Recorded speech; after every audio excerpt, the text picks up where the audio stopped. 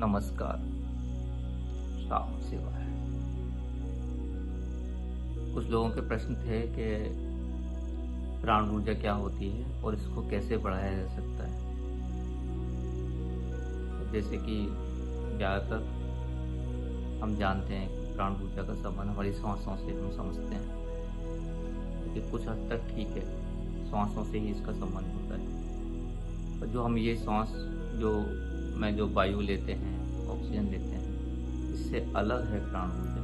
बहुत सूक्ष्म एक ऐसा तत्व जो हमारे पूरे शरीर के सारे जो भी हमारा चयापचय की क्रिया, श्वसन क्रिया, हृदय के स्पंदन, सबको चलाने वाला है। यहाँ तक कि मन की जो सूक्ष्म क्रिया है और जो हमारी इच्छाएं हैं, उसके द्वारा जो हमारा सब कुछ विजन है, वो सब प्राणों के द्वारा ही होता है। इसलिए इसको एक ईश्वर तत्व मानना काफी हद तक सही है।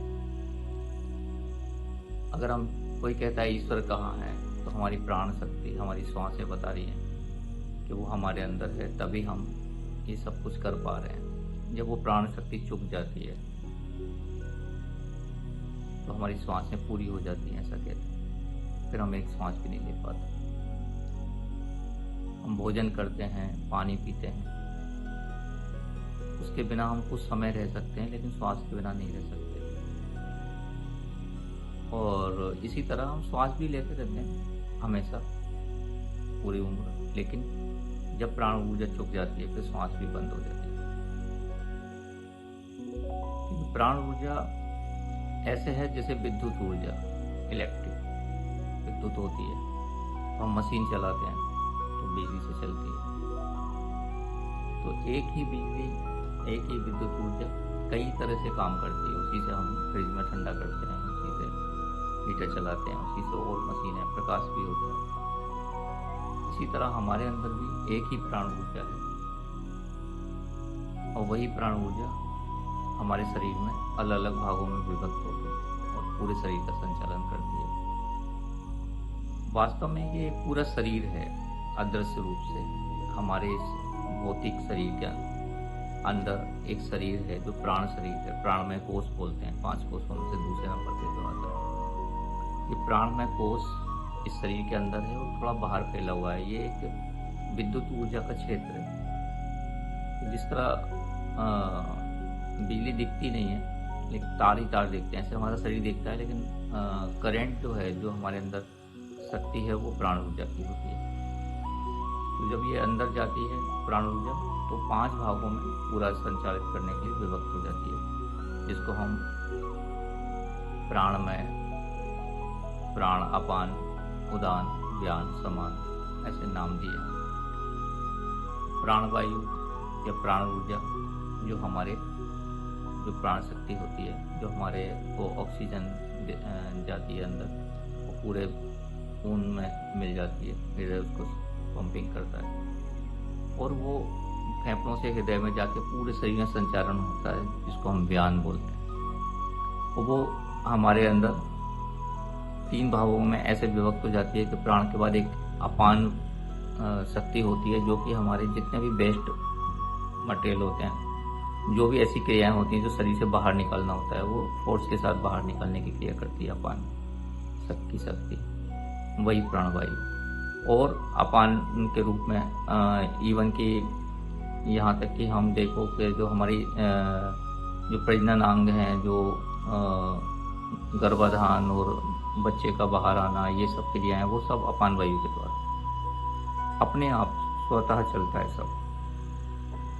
इसी तरह उदान वायु होती है, उदान प्राण होते हैं। उदान में वो जमाई आना, डकार आना, कोई ऐसी भोजन में कोई चीज चली जाए जो हमारे लिए नुकसानदायक है, तो उल्टी के रूप में, वॉमिटिंग के रूप में बाहर आ जाती है। आप सर के बल भी खड़े हो जाओ, तब भी आप भोजन करोगे तो अंदर ही जाएगा, वो उदान वायु के द्वारा वो अंदर ले जाती है। और पूरा एक सिस्टम है वो। और कितना एक अगर देखा जाए तो जितना भी हम बाहर देखते हैं, वो सब हमारे अंदर का जो तकनीक है, जैसे संचारण हो रहा है, वही सब हम बाहर देखते हैं, वही हमने सीखा है। तो हमारे योगियों ने जब अंदर देखा तो उन्हें बाहर बताया। वही हम विज्ञान जिसको बोल रहे हैं, वो अंदर का जो सिस्टम है उसी को जो हम बाहर डेवलप करते हैं, तो हम बहुत अपनी उपलब्धि मानते हैं उसको। तो ये प्राण शक्ति ही है, और ये बीच में नाभि पे समान वायु के रूप में, समान प्राण के रूप में नाभि क्षेत्र में काम करती है, जो हमारी जठराग्नि का और एक तेज के रूप में, जैसे एक हवन कुंड हर समय जल रहा है, उसमें आहुति हो रही है, श्वासों की आहुति, ईंधन उसमें डाला जा रहा है, और हमारा प्राणवायु, प्राण शक्ति चल रही है, प्राण क्रिया चल रही है। इसी तरह से उदान वायु हो गई, समान वायु, व्यान वायु हो गई, पान वायु हो गई। तो ये सारी चीजें प्राणवायु की शक्तियां हैं, और इसको हम कैसे बढ़ा सकते हैं। अब बढ़ाने के लिए आप देखो कि जो हम प्राणायाम करते हैं, प्राणायाम का मतलब भी यही है, प्राण से संबंधित है। तो उसमें कुंभक, रेचक, पूरक, और उसमें विशेष रूप से कुंभक, बाह्य कुंभक और अंतर कुंभक, और जो भी हमारे हठ योग में भी आती हैं, जैसे भस्त्रिका और कपालभाति, अनुलोम विलोम, ये सब प्राणों को बढ़ाने की क्रिया है, शक्ति हैं। और इस पर विस्तार से चर्चा के लिए हम धीरे धीरे इसको कई सीरीजों में धीरे धीरे इस पर बात करेंगे कि वास्तव में सरल तरीके से, सहज रूप से हम इसको कैसे बढ़ा सकते हैं। और अभी के समय में हम ऐसे युग में जी रहे हैं तो ये सब कुछ बहुत सहज, बहुत सरल, और हमारे लिए अभी बहुत जल्दी से फलदायी हो सकती हैं सब चीज़ें। तो इस पर हम विस्तार से आगे बात करेंगे। आप सबको नमस्कार। ओम ओम ओम हर हर महादेव।